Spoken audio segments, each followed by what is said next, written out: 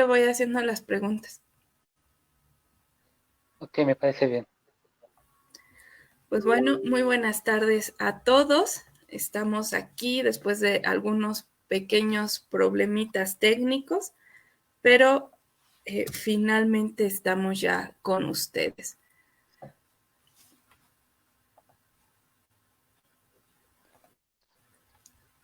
Muy buenas Entonces, tardes. espérame, es que apenas va Sí, usted me cargando. dice. Ya estamos. Pues bueno, muy buenas tardes. Después de estos problemas técnicos, estamos ya aquí iniciando con esta presentación del libro de El positivismo en la preparatoria del Instituto Científico y Literario. El día de hoy nos acompaña Marco Ambrosio, que es el autor de este libro. Pero además hoy está de manteles largos porque no nada más está celebrando la publicación de su primer libro, sino que además está festejando su cumpleaños, ¿verdad? Sí, así es. Muchas gracias. Entonces, bueno, una 28 años ya. felicitación. Sí, 28 años, todavía es muy joven, muchas cosas por hacer. Pues bueno, una felicitación también por estos 28 años, muchos años más que sean productivos y muy felices en todos los sentidos. Y bueno, Marco es licenciado en Historia por la Universidad Autónoma del Estado de México, de la UAMX. Es autor de varios artículos como La llegada del ferrocarril a México, La autonomía universitaria, La eugenesia en la primera mitad del siglo XX en México y fundación y primeras sedes del Instituto Literario de Toluca. También es docente del Centro Universitario Moctezuma y del Centro de Estudios Universitarios, Tierra Caliente, ubicados en Ciudad Altamirano, Guerrero. Y bueno, quiero mencionar que aquí le decimos Marco Ambrosio, su nombre completo es Marco Antonio Ambrosio Vargas. Y como les decía, es el autor de este libro, El positivismo en la preparatoria del Instituto Científico y Literario. Y él hace un estudio histórico desde 1886 a 1896. Lo primero que quiero aclarar es que este texto es una tesis que pues Marco realizó en su licenciatura. Y bueno, me gustaría agradecerle que nos acompañe en esta ocasión y primero que nada preguntarle, ¿qué van a encontrar los lectores en tu libro? Bueno,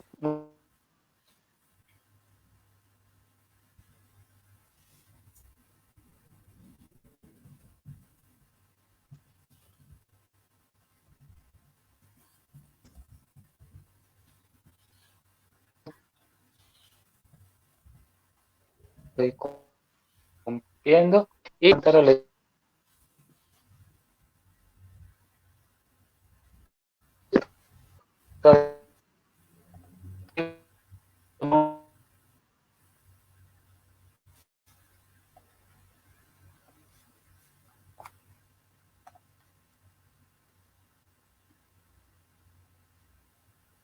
Uy, creo que perdimos a Marcos, se nos entrecortó un poco la comunicación, pero espero regrese pronto.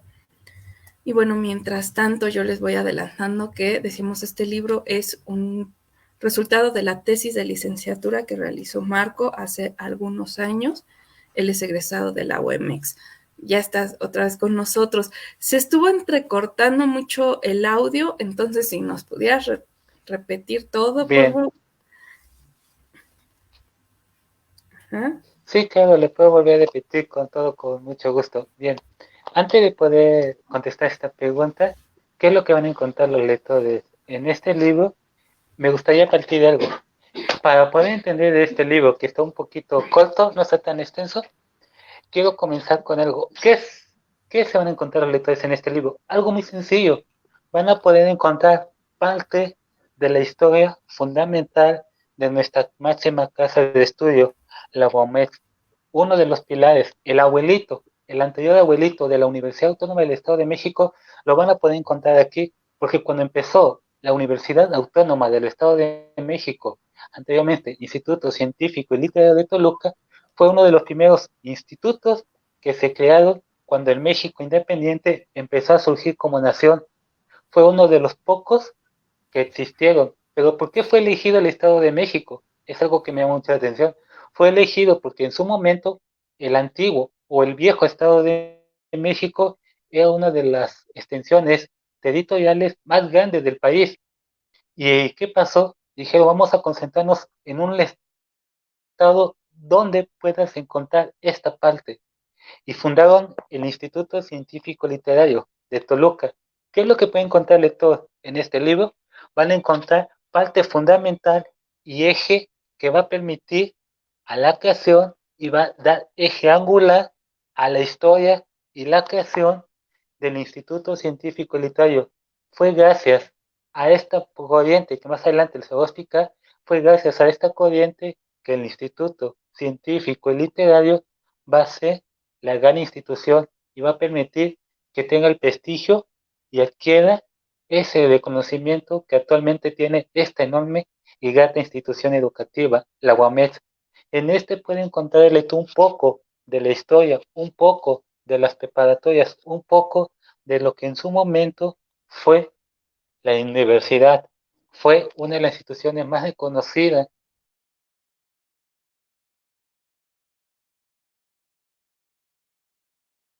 más avalada, que todo mundo quería estudiar. El instituto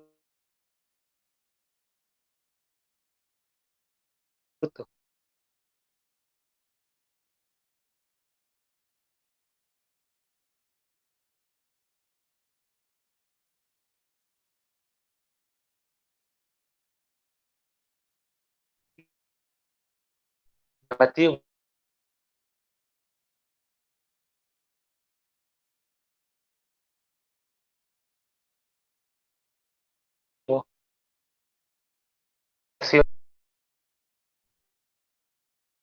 de una en Creo este que, educativo. perdón Marco, ya la última parte se entrecortó un poco. Creo que en este libro van a poder encontrar el anhelo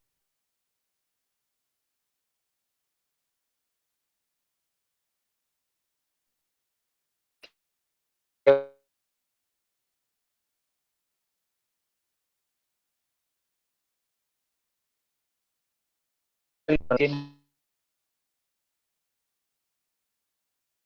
nuestra máxima fue que viendo los principios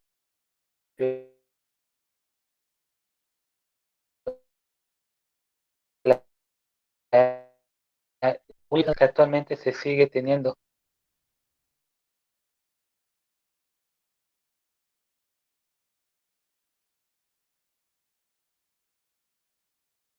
los símbolos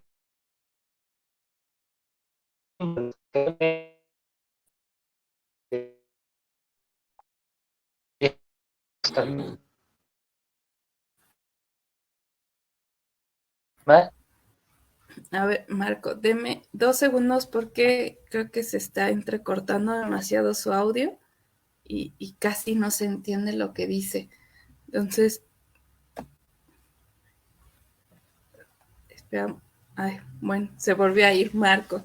Él es, bueno, como ya nos va comentando, nos habla de los principios del positivismo y cómo va surgiendo el Instituto Científico y Literario en Toluca. Sobre todo se centra en estudiar los planes de estudio y cómo esta ideología positivista pues va eh, afectando y también van moldeando este diseño de plan de estudios, la forma en la que se van a implementar las materias, qué materias, la didáctica, todo esto se va desarrollando. Al mismo tiempo, el autor tuvo que echar un clavado al archivo de nuestra universidad. ya está con nosotros otra vez Marco. Se entrecorta en momentos. No sé si sea un tema de su conexión de Wi-Fi.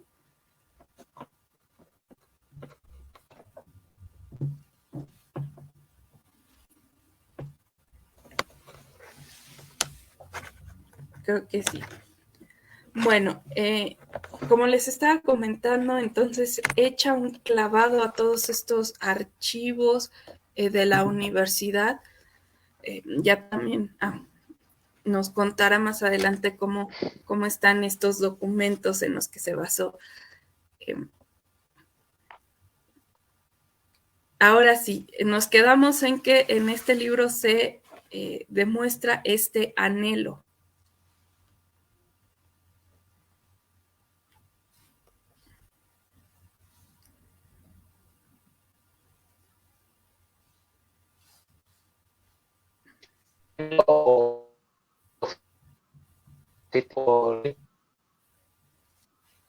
Un anhelo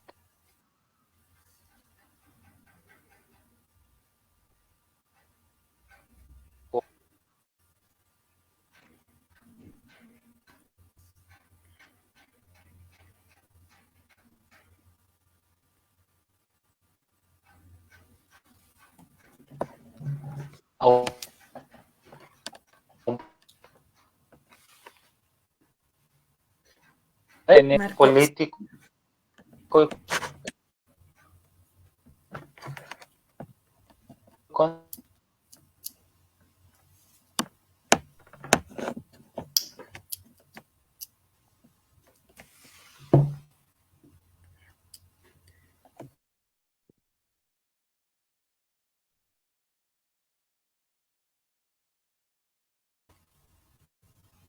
Creo que la conexión Wi-Fi no es muy buena. ¿Tendrá forma de acercarse un poco más al módem?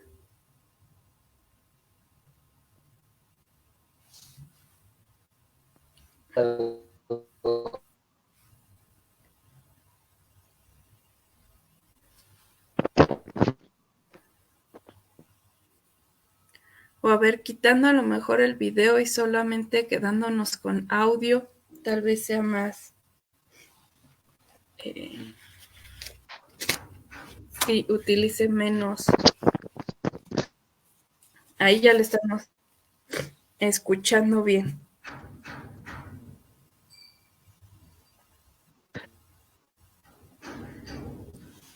Bueno, en lo que Marco se puede acercar un poco más al módem y tener una red un poco más estable, les comentaba que entonces se echó un clavado a todos estos archivos de la universidad, ya nos contará cómo fue todo este proceso. Y también algo que a mí me llamó mucho la atención al leer su libro es que va demostrando o va sacando de estas mismas fuentes muchos elementos de la vida cotidiana en la universidad en esas décadas.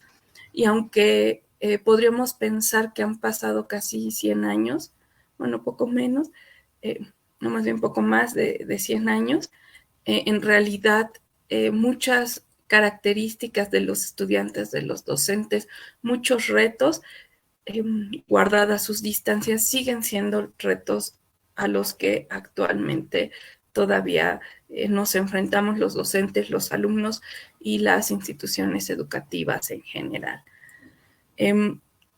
Y bueno, vamos a ver también que en un inicio Marco nos explica perfectamente bien qué es esto del positivismo para todos aquellos que a lo mejor no dominan tanto estos temas filosóficos o estos conceptos. Él nos va explicando qué es el positivismo, sobre todo el positivismo en México, cómo va llegando, qué influencias va teniendo, qué personajes mexicanos importantes traen todas estas ideas y las comienzan a aplicar. Y después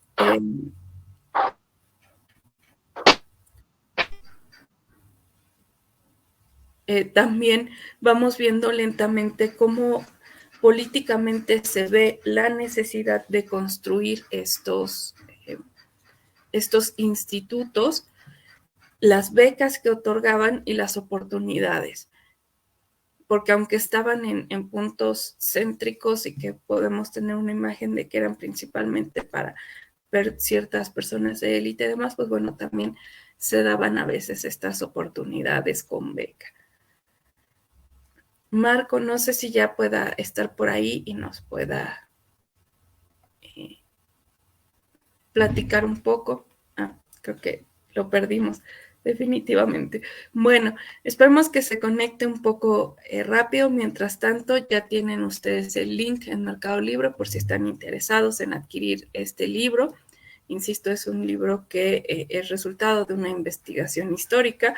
La forma de su escritura y demás es en este estilo, una investigación con sus respectivas fuentes, cuadros y análisis, bibliografía, y tiene algunos fragmentos de, bueno, fotografías de estos archivos que van reflejando las notas que tenían algunos docentes sobre, pues sobre la práctica y el desempeño de los estudiantes y de los alumnos. A grandes rasgos, comparando este antiguo programa con los programas que tenemos actualmente, podemos ver que algo que ha cambiado es que ahora se les ofrece educación física, por ejemplo, en las prepas, y antes llevaban clases incluso de esgrima, no me imaginen. Y bueno, en general también los idiomas, ahora solamente nos centramos en el inglés. Antiguamente, por ejemplo, era incluso en el francés, en el latín y bueno, en otras lenguas. Marco, ¿nos escucha ya? Sí, los escucho. ¿Ya Muy se bien. puede mejor? Creo que ahora sí ya lo escuchamos mejor. Sí, ya. Ok. Es interesante porque mencionaste algo que me pude encontrar en los estudios. Actualmente la lengua más estudiada o más entendida que se aplica en las escuelas es el francés. Bueno, es el inglés, pero en su momento era el francés. ¿Por qué? Porque la corriente positivista venía de Francia y uno de sus mayores precursores fue don Gabino Barrera, el que fundó la Escuela Nacional Preparatoria. Y fue algo interesante que me topé al estudiar, al estudiar los archivos de la universidad, que les recomiendo mucho que estudien, que entren en los archivos, porque se van a encontrar una gran variedad.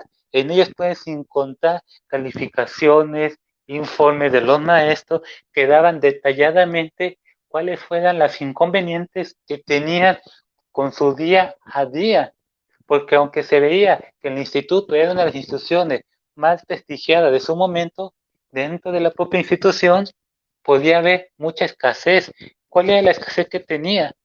Una de las mayores escaseces que tenía, y así lo menciona en los informes que daban anualmente o mensualmente los maestros, es que algunos libros o algunas materias no tenían libros. Los maestros se las tenían que ingeniar para poder llevar a cabo o culminar con lo que les pedían.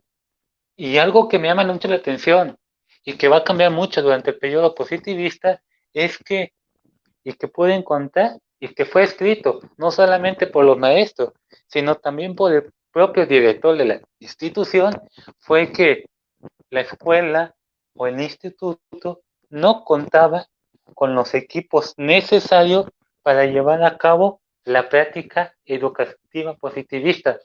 ¿Cómo se fue haciendo de equipo la institución o la escuela preparatoria? De algo muy sencillo, de donaciones. Todas las personas empezaron a donar para que la institución se pudiera llevar o equipar de todo. ¿Por qué? Porque algunas asignaturas necesitaba equipo necesario, como química, física, todas ellas necesitaban, pero la institución no contaba. Al contrario, carecía de mucho. Fue a lo largo del periodo que actualmente se conoce y que todos conocemos como el porfiriato, que que se pudo llevar o se pudo equipar a la institución, al instituto. Y algo que me llamó mucho la atención y que cuando estuve estudiando y vi los informes de la preparatoria, fue algo como que digo, ¿en serio? fue algo que decía, actualmente las materias o el ciclo escolar para culminar tu preparatoria es de 3 años. Algo que me llamó la atención y que pude ver que anteriormente no era de 3 años. Para terminar tu preparatoria eran de 5 años. Tenías que estudiar 5 largos años para poder terminar tu educación media superior, lo que también es la educación media superior. Fue algo que me llamó mucha atención. Y una materia que actualmente ya no se lleva y que sería como lo equivalente al servicio militar, era una materia de desarme y desarme y desarme de alma, algo por el estilo. ¿Por qué? Te enseñaban que en caso de una guerra, que en caso de una invasión, sabías cómo tenías que prepararlo. No era lo del servicio militar, como también te hacía el servicio militar, sino que era una materia que se daba. Te estaban preparando porque en caso de que hubiera algún levantamiento, algo que amenazara a la patria, tú tenías que ir a defenderla. Por eso te daban nociones básicas. Lo más básico, pero tenías algo. Considerando que en ese momento todo lo que viene el siglo XIX y parte del siglo XX, México, bueno, más que nada la primera mitad del siglo XIX, México estuvo muy en conflicto con otras naciones. Fue algo que sí, fue algo muy interesante esa materia. Y la corriente positivista fue como algo interesante. Y les recomiendo que visiten el archivo de la universidad, el archivo universitario. En él puedes encontrar una gama de información que no se acaba con ese tema, sino que puedes abarcar más. Puedes encontrar informes, libros, quejas, calificaciones, pues todo lo relacionado puedes encontrarlo. Es tan vasta la información que puedes encontrar en ella que no se termina aquí. Este tema lo corté aquí por cuestiones de tiempo y obviamente por la cuestión de que es una tesis y no te permite ampliarlo, pero de que el tema da para más, da para mucho más. La información que puedes encontrar en el archivo es vasta y es fácil de consultar, pero sí, esta información me vi muy interesante, me llamó mucho la atención, tanto que dije, quiero seguirle. El tema no se acaba, el tema sigue. Puedes encontrar que conforme fueron avanzando el tiempo, la escuela fue mejorando, sus informes fueron mejorando, la calidad fue mejorando. Todo esto fue mejorando para bien de la institución, del instituto. Todo esto lo puedes encontrar y el archivo es muy enriquecedor. En todos los sentidos es muy enriquecedor. Fue algo que sí, es algo interesante. Se los recomiendo. Consulté el archivo de la universidad. Y aprovechando que estamos hablando de este tema, ¿en qué estado se encuentra este archivo? ¿Está ordenado, bien clasificado, completo? ¿Tiene ahí algunos huecos? Yo de lo que pude lograr consultar, literalmente el archivo está muy fácil. Está aquí en la ciudad de Toluca, está en la ciudad de Toluca y está literalmente los tiene bajo el control de la universidad porque es parte de su patrimonio. Y en lo que sea cada quien, aquellos que llevaron o están en la materia de paleografía y diplomática, se les va a hacer muy entretenido poder ver estos documentos. Algunos ya no se pueden consultar, porque la mayoría hasta eso ya tienen la ventaja de que están digitalizados, pero los que no, puedes consultarlo y es muy enriquecedor.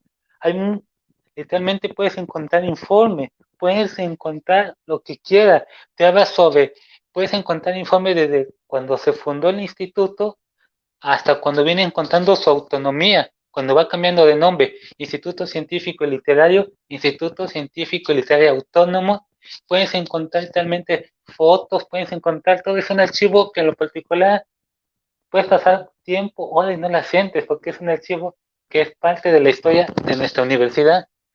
Y en lo particular, está muy bien organizado, tiene muy bien, está muy, tiene todos los criterios y los que están en el archivo, no me van a dejar mentir, tiene todos los criterios que se puede considerar para que sea un archivo bueno de consulta.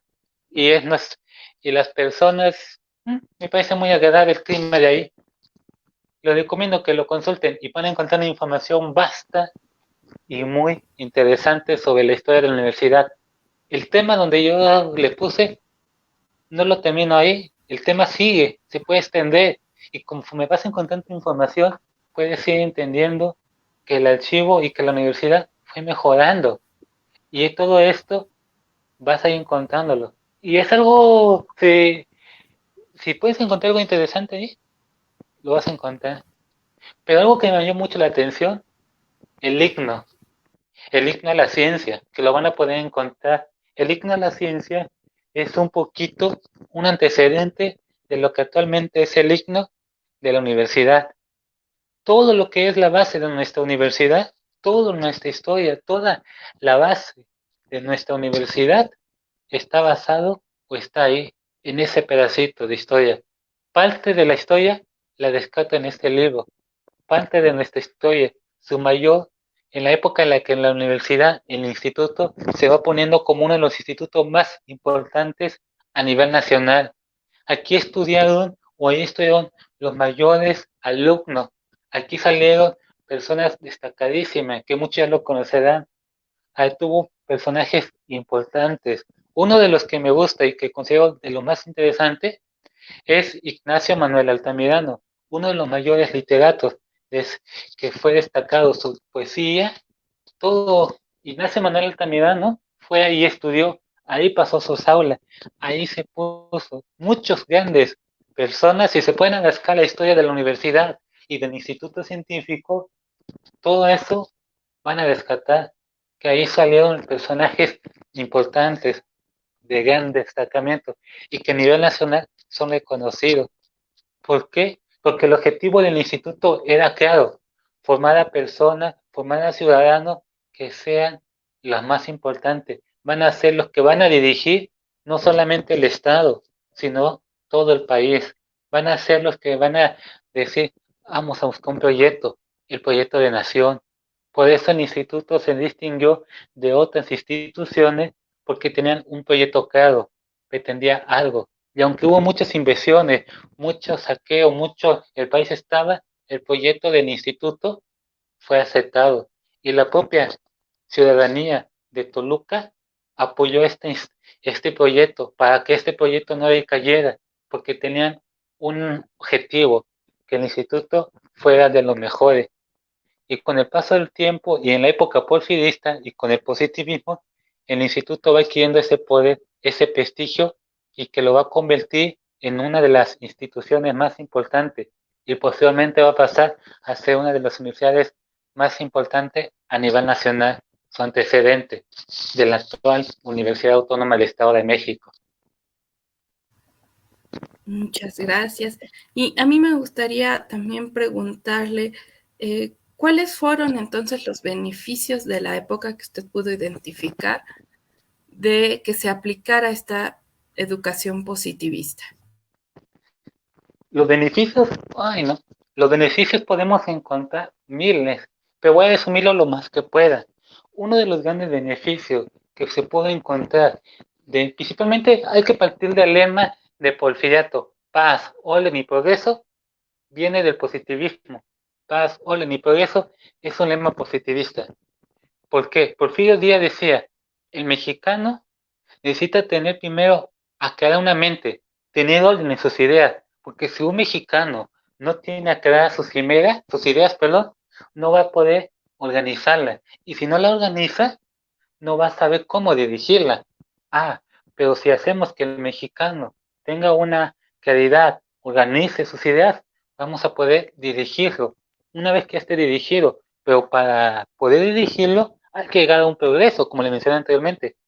Para el positivismo había dos tipos de progreso, el progreso social, cultural y el progreso político-económico.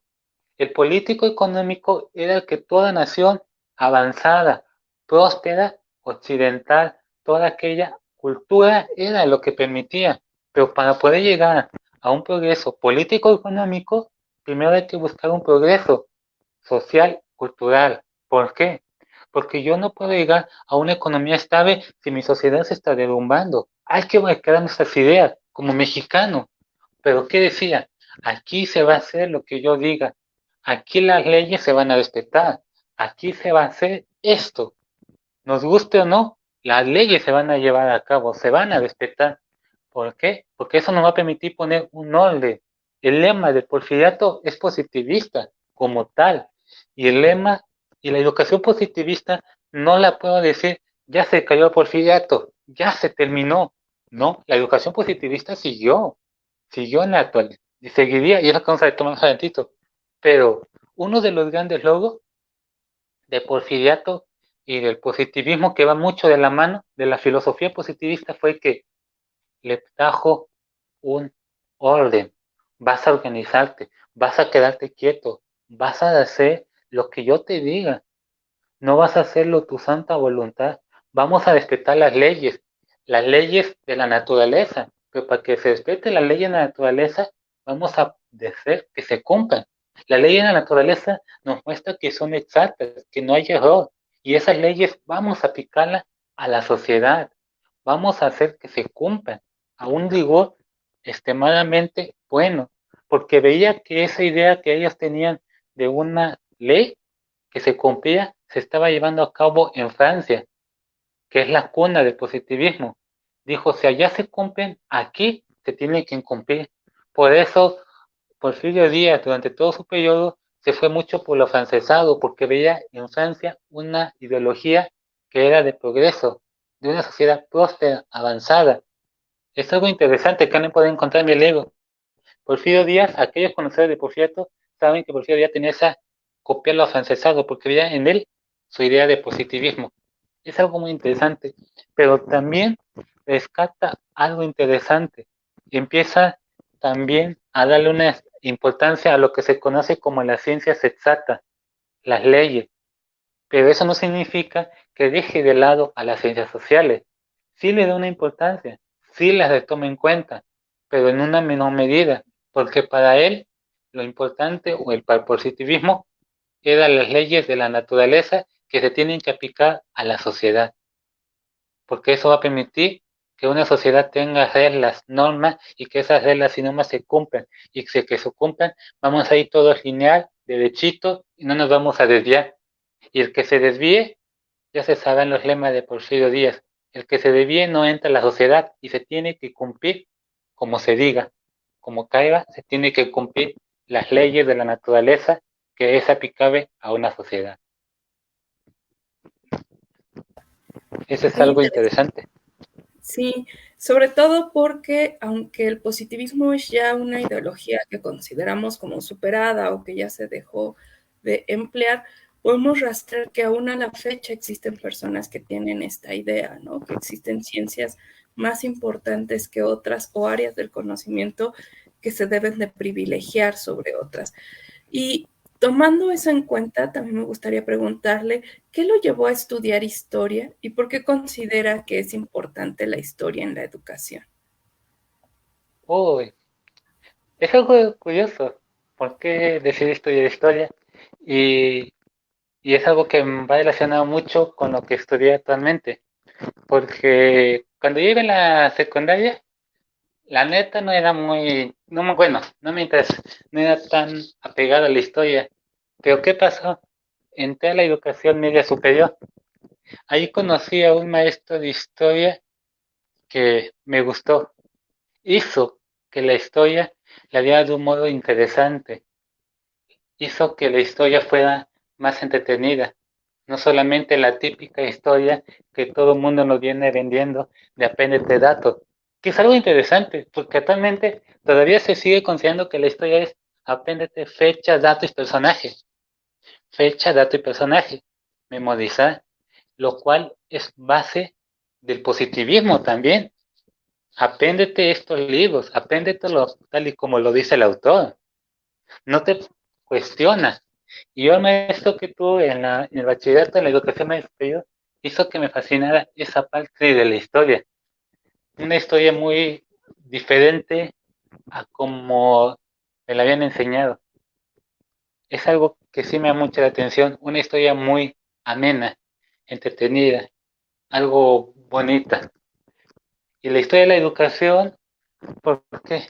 Porque si nos ponemos a analizar, si nos ponemos a comprender toda nuestra historia o parte de la historia de la educación, entré en un seminario de historia de la educación. Ese seminario de historia de la educación me enseñó mucho.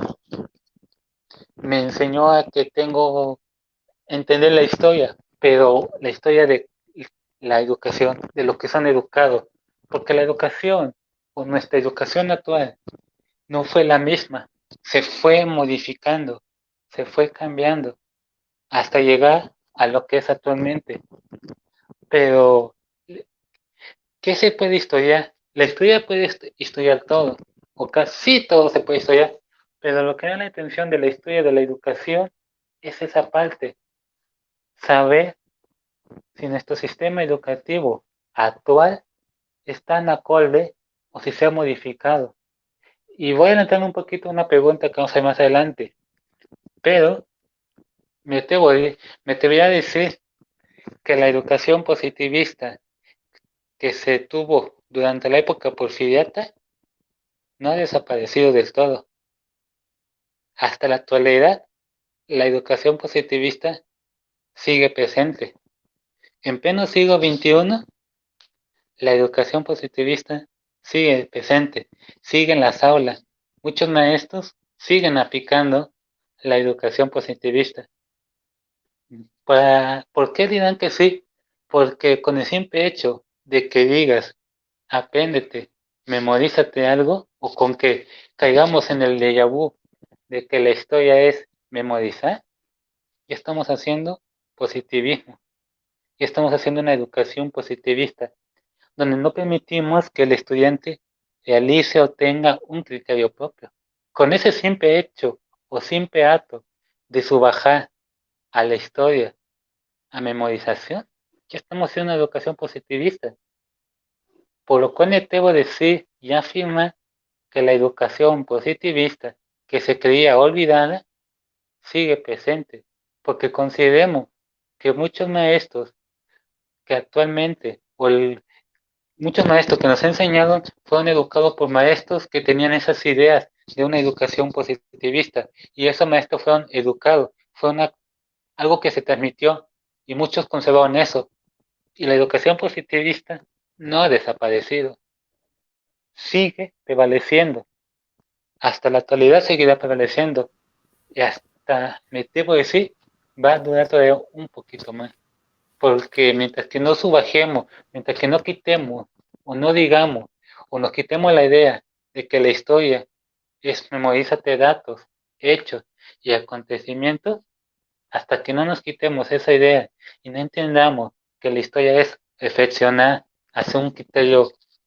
que el estudiante tenga un criterio para analizar y comprender, vamos así siendo positivistas, no solamente en la historia, sino en todas las ciencias que tú gustes.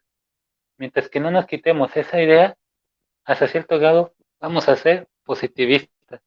Hasta los exámenes que se hacen están diseñados hasta cierto momento como positivistas. Es muy interesante esto que comenta porque en efecto, a pesar de que pensamos que ya es algo superado y que ahora estamos con esta tendencia de las competencias y demás, pues bueno, en el fondo seguimos reproduciendo otras prácticas. Y precisamente esa es una de otra de las preguntas que quería hacerle. ¿Cuáles son las diferencias y similitudes que encuentra de la educación actual con la de aquella época, también sabiendo que tienes la experiencia docente? La diferencia que se encuentra entre la educación actual y la educación de antes es algo interesante, y esa pregunta, sí, la neta, sí me puso a pensar mucho, porque si ponemos, la neta, se ha modificado en que los libros ya está más fáciles de conseguirlos, ya está mucho más fácil poder encontrar un libro de texto. Obviamente que los da la Conaliter y todos los niveles, pero lo que se trata de hacer con esta educación, y bueno, yo que doy en los niveles de secundaria, bachillerato y todo, y el tipo de licenciatura, voy a serte sincero. Yo de lo que doy estos niveles, veo algo complicado que un estudiante llegue a un nivel de comprensión.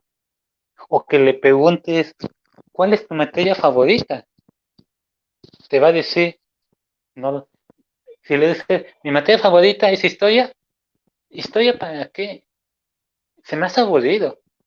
Es apéndete fechas y datos. Y luego te salen que dicen, pero ¿para qué? Te preguntan, ¿y eso para qué me va a servir en la vida? La historia no sirve para nada. Es un dilema interesante. Y mientras que no quitemos los conceptos de catedrático, docente, y mientras que la propia institución educativa no sepa distinguir eso, la cuestión sería, ¿en verdad se ha cambiado la educación? ¿En verdad se ha modificado? ¿O solamente se ha maquillado? Se ha ido maquillando. Y los modelos educativos, como hemos ido analizando, algunos modelos educativos solamente se le pone, se le agrega, se le quita, pero siempre todo modelo surge de algo. Tiene la base de otro anterior y de otro. Lo interesante sería que se reestructure todo un sistema educativo donde se le permita a un estudiante a ser crítico, a ser analítico, comprender su realidad, comprender todo eso, porque a partir de que conozcan, y lo que me llama la atención de lo que poco que he estudiado sería que hay que modificar nuestro sistema educativo, pero de raíz. Hay que modificar nuestro sistema educativo, pero también hay que modificar muchas cosas como una sociedad para que se pueda considerar un cambio en una educación, que era muy diferente, porque antes la autoridad la tenía el docente en esa época y actualmente esa autoridad se ha ido perdiendo.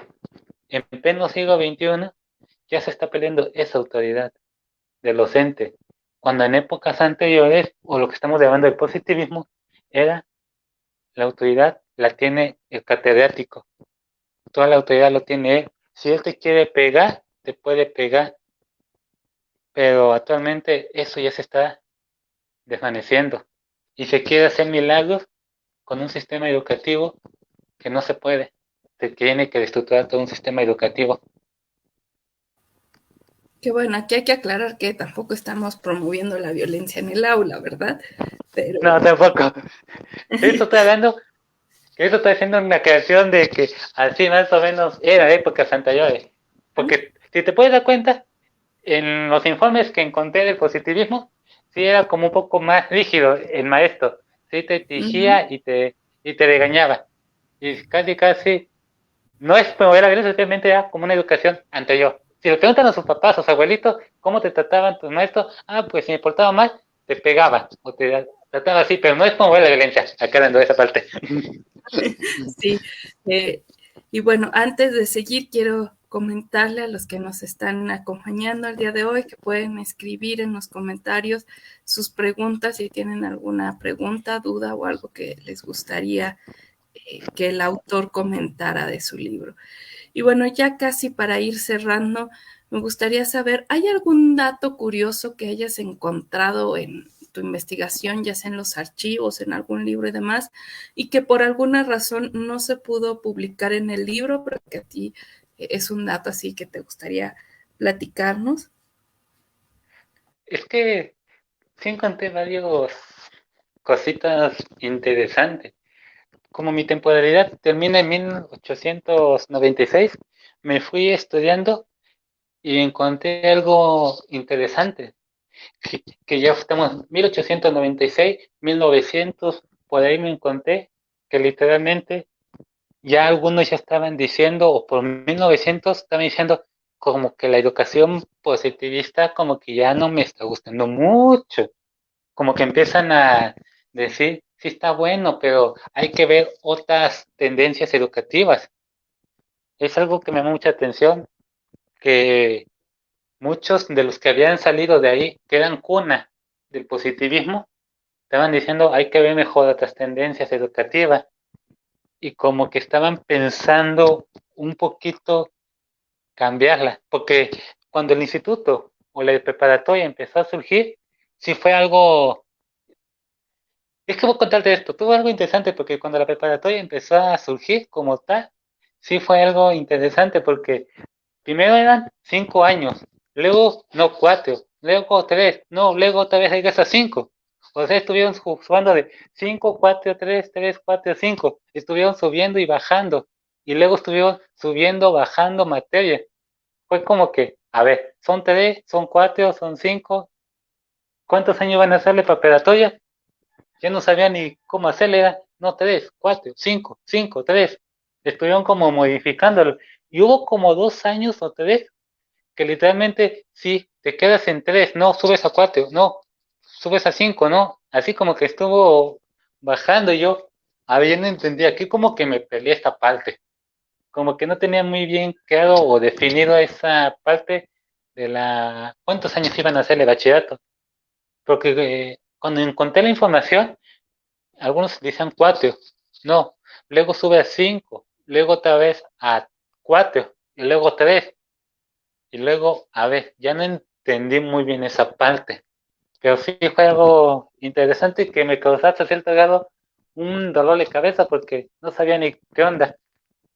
Sí, no sabían cuántos años iban a hacer de preparatoria, menos yo lo iba a poder entender ahorita. Dije, pues mejor me quedo con 3 y luego con 5, pues a ver qué sale con esto. Ellos no tenían un proyecto claro de cuántos años iban a hacer de bachillerato, no Sí, sabían bien. y por lo visto eso fue como modificando mucho, ¿no? A los planes de estudios, la cantidad de materias, el tiempo que dedicaban los estudiantes. Pues bueno, aquí tenemos una pregunta que nos dicen, ¿cómo ha cambiado el positivismo desde su aplicación en los inicios de la universidad a la fecha? La neta, se ha modificado, como lo mencioné, el positivismo sigue existiendo, sí, solamente se fue maquillando, se fue adaptando a los nuevos modelos educativos que se ponen a nivel federal, porque como tal, el positivismo no ha cambiado mucho, se, sí permanece, sí está ahí en las aulas, como decía por ahí un autor, el positivismo todavía camina, está el fantasma de positivismo escuchándose en los salones, en los pasillos y en los maestros. Todavía sigue existiendo esa corriente filosófica positivista, sigue permaneciendo. Mientras que no se cambie esa idea de aprenderte o a memorizarte todo de un solo jalón, o mientras que no se cambien algunos conceptos de decir catedrático, mientras que no se cambie algunas cosas que nuestra universidad tiene que modificar en una educación positivista, sigue el positivismo. Hasta la fecha sigue. Y mientras que no se cambie ese concepto, y mientras que se siga enseñando con esa idea de memorízate, apréndete las cosas para un examen, apréndete, apréndete, apréndete, porque eso es algo interesante, que el positivismo te dice, apréndete todo esto y ponlo en práctica en un examen. Apréndetelo todo, todo, y ya sabes, ya eres una persona inteligente. Eso fue algo que el positivismo todavía nos sigue dando y que muchos maestros, y bueno, de lo que soy, yo sigo la docencia, me llama la atención. ¿Por qué? Porque todavía se sigue manejando ese concepto de apréndete fechas, datos y acontecimientos. Mientras que te aprendas eso, ya lo sabes todo. Cuando no es así. Y hasta cierto grado, algunos maestros llegan a la monotonía o llegamos a la monotonía de hacer eso, de hacer preguntas y no llegar a un análisis, a hacer un análisis crítico de las cosas, de los acontecimientos. Es algo interesante, pero el positivismo todavía se escucha, como decía por ahí un autor que leí, no me acuerdo su nombre, y como puede decir, el positivismo todavía se escucha en las aulas, en los salones, en los pasillos de la universidad, del instituto, porque fue el mayor, fue la corriente que le trajo su apogeo y su esplendor a esa universidad. Muy bien, muchas gracias. Y pues bueno, a pesar de los problemas técnicos, muchas gracias por esta presentación, Marco, a todos los que nos acompañaron. ¿Algo más que te gustaría decir de este libro antes de cerrar? Pues en lo particular se los recomiendo mucho. Para aquellos que les gusta conocer o quieren conocer parte de la historia de nuestra universidad, es interesante conocerlo, porque el positivismo fue una de las corrientes filosóficas que trajo o que llevó al instituto a lo mejor. La puso como la mejor institución de nivel superior y a la escuela preparatoria que dependía de ella como una de las mejores.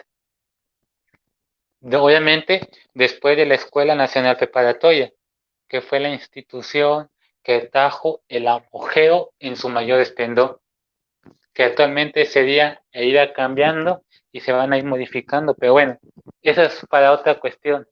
El cambio que tuvo la preparatoria y cómo de ahí se desprendieron para las diferentes preparatorias que actualmente conocemos de la UAMEC, que es otro interesante, ¿eh? De una preparatoria surgieron las miles de preparatorias que actualmente se conocen de la UAMEC. Bueno, creo que hasta ahorita nada más son 10, ¿no? Las oficiales más todas las que estén de anexas. Pues bueno, Marco, no me queda más que agradecerle por este espacio, por esta oportunidad que nos da de poder escuchar la voz del autor y pues, todo este proceso y este contenido del libro. Nuevamente le agradecemos mucho su participación y a todos los que nos acompañaron, muchas gracias. Muchas gracias. Igualmente. Y gracias por el espacio para presentar mi libro. Pues bueno, ya estaremos aquí conectándonos para nuevas presentaciones más adelante. Mientras tanto, nos despedimos y buenas tardes. Buenas tardes, igualmente.